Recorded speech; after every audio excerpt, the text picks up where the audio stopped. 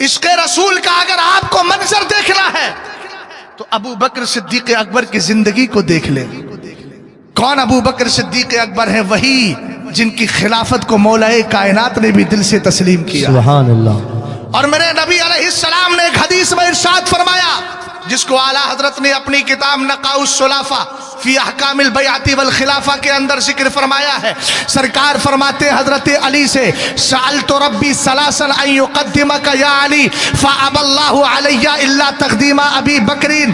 اے علی، میں نے خدا سے 3 بار یہ گزارش کی، مولا میرے علی کو سارے صحابہ سے آگے کر، لیکن اللہ نہ مانا مگر یہ کہ ابو بکر ہی کو سب سے آگے۔ سبحان اللہ۔ محبت سے تو بولو یار سبحان اللہ۔ یہ تو عقیدے کی بات ہے، اور عقیدے میں عقیدت کا اظہار تو ہونا چاہیے۔ حق ہے، سبحان اللہ۔ توجہ ہے نا؟ اسی لیے میرے نبی فرماتے ہیں، ما قدمت ابا بکر و عمر ولکن قدمہم اللہ تبارک و تعالی۔ میں نے ابو بکر کو آگے نہیں کیا، میں نے عمر کو آگے نہیں کیا، بلکہ ان کے رب نے ہی ان کو آگے کر دیا۔ سبحان اللہ، بے شک حق ہے۔ یہی حضرت ابو بکر صدیق اکبر ہے۔ آپ کو لے چلتا ہوں ان آقاؤں کی بارگاہ میں جن کی طرف انتساب اور نسبت کرتے ہوئے امام احمد رضا خان فاضل بریلوی بھی کہتے ہیں، کیسے آقاؤں کا بندہ ہوں رضا، بول بالے میری سرکاروں کے، یہ وہی ہے۔ اللہ اللہ عز و شان و احترام بالگرام، عبد واحد کے سبب ہے نام جنت بالگرام۔ یہ وہی بالگرام شریف ہے جو جنت نشا ہے۔ یہی ایک ذات آرام کر رہی ہے جس کو زمانہ سیدنا میر عبد الواحد بالگرامی رحمت اللہ تعالی علیہ کہتا ہے۔ آواز تو اونچی ہونا چاہیے آپ کی، محبت سے بولیے سبحان اللہ۔ آقا کریم علیہ السلام کے دیوانوں، آپ نے اپنی کتاب سبع سنابل شریف کے پہلے سنبلے میں اس حدیث کو ذکر فرمایا ہے۔ حدیث کے راوی حضرت علی ہے، شان ابو بکر صدیق اکبر بیان کی جا رہی ہے۔ آقا کریم علیہ السلام نے فرمایا، ما فاق ابو بکر بکثرت الصلاۃ ولا بکثرت الصوم الا بسر وقر فی قلبی۔ فرمایا، اے میرے امتیوں، اے میرے صحابہ، اللہ رب العزت نے ابو بکر صدیق اکبر کو تم سے افضل کیا ہے، لیکن ابو بکر تم سے افضل اس لیے نہیں کہ ان کی نمازیں بہت زیادہ ہے، اس لیے نہیں ان کے روزے بہت زیادہ ہے، بلکہ ایک راز محبت ہے۔ توجہ ہے نا؟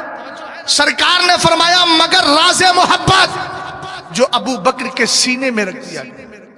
میر عبد الواحد بالگرامی نے اس راز کی ایک جھلکی نہیں کئی ساری دکھائی، مگر میں وقت کے اختصار کے پیش نظر ایک جھلکی آپ کو دکھانا چاہتا ہوں۔ اگر آپ اس جھلک کو لینا چاہتے ہیں تو رضا محبت سے بول جائیں، سبحان اللہ، اور پیار سے بولیں۔ رسول کریم علیہ السلام ہیں، صحابہ اکرام کی انجمن سجی ہے۔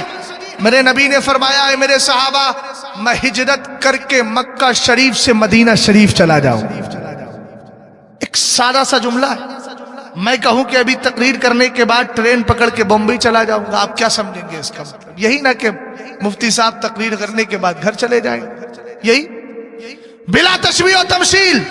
میرے نبی علیہ السلام نے فرمایا، کیا میں ہجرت کر کے مکہ شریف سے مدینہ شریف چلا جاؤں گا، مگر ایسے وقت میں ہجرت کروں گا جب تمہیں خبر ہی نہیں۔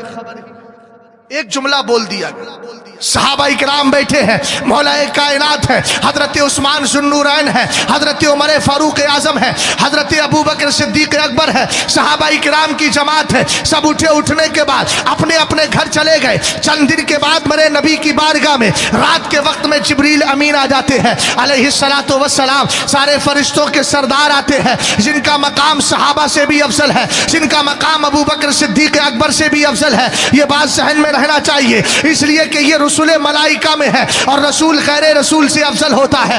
اسی کو اعلیٰ حضرت نے اعتقاد الاحباب فی الجمیل والمصطفیٰ والآل والاصحاب کے اندر ذکر فرمایا ہے۔ اب آگے بڑھے، حضرت ابو بکر صدیق اکبر ہے، رسول کریم کی بارگاہ میں حضرت جبریل آ گئے، کہنے لگے آقا چلیے ہجرت کی رات آ گئی ہے۔ میرے نبی اپنے کمرے میں تشریف فرما تھے، اپنے حجرہ مبارکہ سے اٹھے، اپنے ہی بستر سے پہلو تہی کی، اپنا جسم پاک الگ کیا، اور الگ کرنے کے بعد ذرا میری طرف توجہ دینا۔ اگر آپ یہ جملے نہیں سمجھ پائے تو میں سمجھوں گا پھر واقعے کو آپ نے سننے سے سن کر بغیر سن کر کے آپ جا رہے ہیں، ضائع نہ کیجئے گا جملے۔ رسول کریم علیہ السلام نے کیا فرمایا تھا؟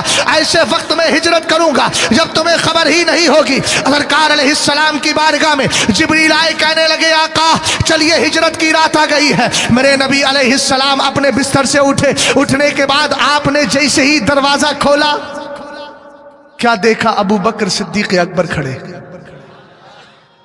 ایسے نہیں، اس جملے پہ اتنی ہلکی آواز میں نہیں، اور بلند آواز سے بولے. میرے نبی علیہ السلام نے فرمایا ابو بکر تمہیں کس نے بتایا؟ کہنے لگے آقا آپ نے تو فرمایا تھا ایسے وقت میں ہجرت کروں گا جب تمہیں خبر ہی نہیں. اس لیے کہ اس جملے سے جو ابو بکر نے سمجھا وہ کسی نے نہیں. کیوں؟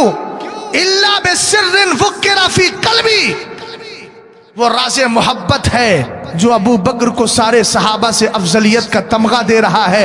وہ راز محبت جو اللہ نے ابو بکر کے سینے میں رکھ دیا. سبحان اللہ. حالانکہ سارے صحابہ کے سینے اتنے پاکیزہ ہیں. اٹھائیے اعلیٰ حضرت کی کتاب مطلع القمرین، اس میں اثر عبداللہ ابن مسعود کو اٹھائے. میرے نبی علیہ السلام کے صحابی کہتے ہیں ان اللہ تعالی نظر فی قلوب العباد فوجد قلب محمد صلی اللہ تعالی علیہ وسلم خیر قلوب العباد فاصطفاه وبعثه برسالته ثم نظر فی قلوب العباد بعد قلب محمد صلی اللہ تعالی علیہ وسلم فوجد قلوب اصحابه خیر قلوب العباد فجعلهم وزراء نبیہ یقاتلون عن دینہ، او کما قال سیدنا عبداللہ ابن مسعود رضی اللہ تعالی عنہ، فرماتے اللہ نے بندوں کے دلوں میں نظر فرمائی، سب سے بہتر دل میرے مصطفیٰ کا. اللہ نے چن لیا اور چن کر رسول بنا کے دنیا میں بھیج دیا. رسول کریم علیہ السلام کا دل سب سے بہتر پایا، اور اس کے بعد اللہ نے مصطفیٰ کریم علیہ السلام کے صحابہ کے دلوں کو سب سے بہتر پایا. تو اللہ رب العزت نے اپنے محبوب علیہ السلام کے صحابہ کو ان کے دین کا سپاہی اور وزیر بنا دیا ہے جو ان کے دین کی حفاظت کیا کرتے ہیں. آپ ذرا غور فرمائیں، آقا کریم علیہ السلام نے فرمایا تمہیں کس نے بتایا؟ کہ آقا آپ ہی نے تو کہا تھا رات میں ایسے وقت میں ہجرت کروں گا جب تمہیں خبر نہیں ہوگی. سرکار میں نے اپنے دل سے سمجھ لیا تھا کہ آپ کی ہجرت دن میں نہیں رات میں ہوگی، اس لیے کہ دن میں سب کو خبر ہوتی ہے، رات میں سب بے خبر ہوا کرتے ہیں. اس لیے آقا کریم اس دن سے ابو بکر نے اپنے گھر پہ سونا چھوڑ دیا ہے. ہر دن آپ کے دروازے پہ آ کر پوری رات گزار کے چلا جاتا ہوں، اس خیال میں نہ جانے کب میرے نبی ہجرت کے لیے کمرے سے باہر تشریف لے کر کے آ جائے. سبحان اللہ. یہ عشق اگر دل میں ہوگا، اب سن لیجئے ذرا،